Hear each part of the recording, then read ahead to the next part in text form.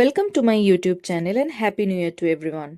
নতুন বছরের শুরুতে রোজকার ব্যস্ত জীবন, শহরের পলিউশন এবং অশান্ত পরিবেশকে কিছুক্ষণের জন্য পজ করে চলে এলাম সবুজ গাছপালায় ঘেরা এক শান্ত মনোরম পরিবেশে, যেখানে প্রাণ খুলে অক্সিজেন নেওয়া যাবে আর এই সুন্দর জায়গাটায় কিছুক্ষণ সময় কাটানো যাবে।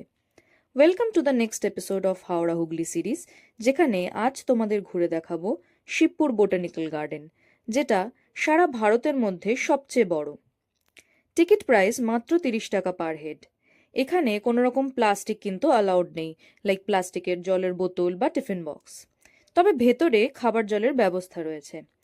প্রায় 35,000 রকমের গাছ রয়েছে এখানে, যেসব গাছের নাম অবধি শুনিনি আমরা কোনোদিন। প্রথমেই বলে দিই, এখানে কোন দিকে কোন সেকশন আছে সেগুলো এরকম জায়গায় জায়গায় বোর্ড করে আর অ্যারো দিয়ে দেখানো আছে। প্রথমেই রয়েছে সুন্দর একটা গোলাপের বাগান, লাল, গোলাপি, হলুদ বিভিন্ন রকম রঙের ফুলের বাগানে ভরা। আবার মাঝখান দিয়ে একটা হাঁস দৌড়ে দৌড়ে যাচ্ছে। এই স্পেসটার নাম হলো রোজারিয়াম। এরপর আমরা দেখব দ্য গ্রেট ব্যানিয়ান ট্রি। এই সেই বিখ্যাত বটগাছ যার গিনিস বুকে নাম আছে। বিশাল এরিয়া নিয়ে বিস্তৃত 270 বছরের পুরনো এই গাছটা। আসল গুড়িটা যে কোথায় তা কিন্তু খুঁজে পাওয়া মুশকিল। এত শাখা প্রশাখা বিস্তার করে আছে যে এই একটা গাছেই যেন বিশাল ঘন জঙ্গল বানিয়ে রেখেছে মনে হচ্ছে। গ্রেট ব্যানিয়ান ট্রি সম্পর্কে আরও তথ্য রয়েছে এখানে, তোমরা চাইলে পজ করে দেখে নিতে পারো। এখানে সব গাছের গায়ে এরকম বোর্ডের মতো লাগানো আছে, যেখানে নাম আর ডিটেলস রয়েছে। দেখো, এটা হলো কাঠবাদাম গাছ। শুধু মেহগনি গাছেরই 2-3 রকমের স্পেসিস রয়েছে। আর এটা হলো এলিফ্যান্ট অ্যাপেল, সাদা রঙের ফুল আর টক ফল হিসেবে বিখ্যাত। একটু জুম করে দেখলে তোমরা দেখতে পাবে যে গাছটাতে ফল হয়ে রয়েছে। এটা হলো স্বাদির লেক। এখানে সব লেকই ম্যানমেড। জলের মধ্যে আমরা দেখতে পাচ্ছি ওয়াটার লিলি বা শালুক ফুলের পাতা, যদিও ফুল ফুটে নেই। এই পাতাগুলো নাকি এত শক্ত হয় যে 6 মাসের বাচ্চাকে শুইয়ে দিলেও সে ডুববে না। এরপর চলে এলাম বোগেনভেলিয়ার বাগান দেখতে। কালারিং ফুলগুলো দিয়ে কি সুন্দর একটা ট্রেল বানিয়েছে দেখো, ভীষণ ফটোজেনিক কিন্তু জায়গাটা। ট্রেল দিয়ে হেঁটে ভিতরে এসে এখানে ফুল আর গাছের সরু সরু শাখাগুলো দিয়ে কি সুন্দর মাচার মতো বানিয়েছে। ফটোস ক্লিক করার জন্য কিন্তু আদর্শ জায়গাটা। এখানে কিছু ফটোস ক্লিক করে আবার বাকি প্লেসটা এক্সপ্লোর করা শুরু করলাম। বি গার্ডেন কিন্তু পিকনিক করার জন্যও খুব ভালো একটা প্লেস।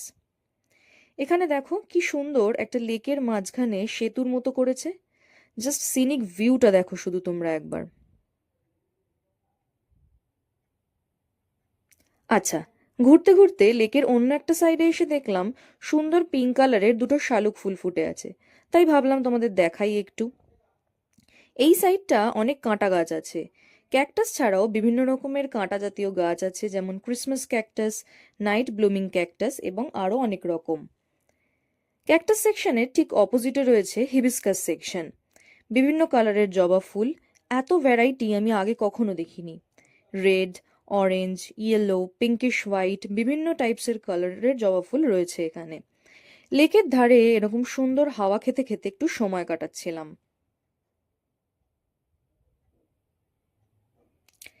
এখানে ওয়াটার অক্সিডেশন হচ্ছে, মানে জলে পর্যাপ্ত পরিমাণ অক্সিজেন সরবরাহ করানো হচ্ছে। বাহ, সেই ঘুরতে ঘুরতে এখানেই আসতে হলো। লাইফটা এখানে এসেই শেষ, বুঝতেই পারছি।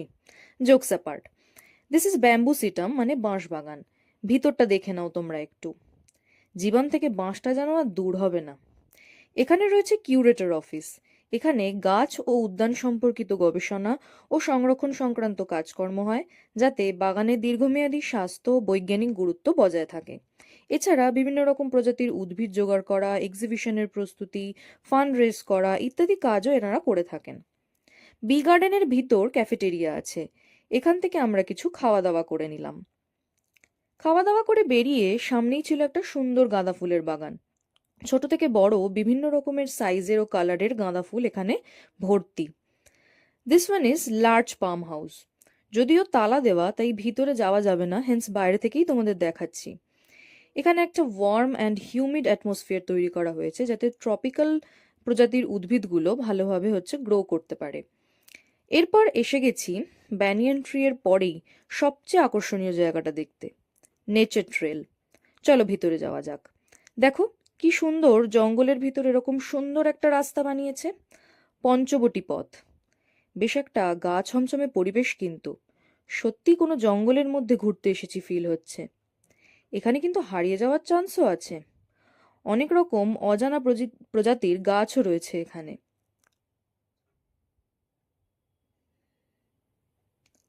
সামনেই আছে একটা বাঁশ দিয়ে তৈরি সেতু, আর নিচটা পুরো জল। বেশ অ্যাডভেঞ্চারাস লাগছে কিন্তু এর ওপর দিয়ে হেঁটে যেতে। লোকে আবার ফটোশ্যুটও করছে, বাবা সাহস আছে বলতে হবে। এই জায়গাটা আমার সবচেয়ে বেশি ভালো লেগেছে, একটা খুব সুন্দর ট্রি হাউস, ভেরি বিউটিফুল।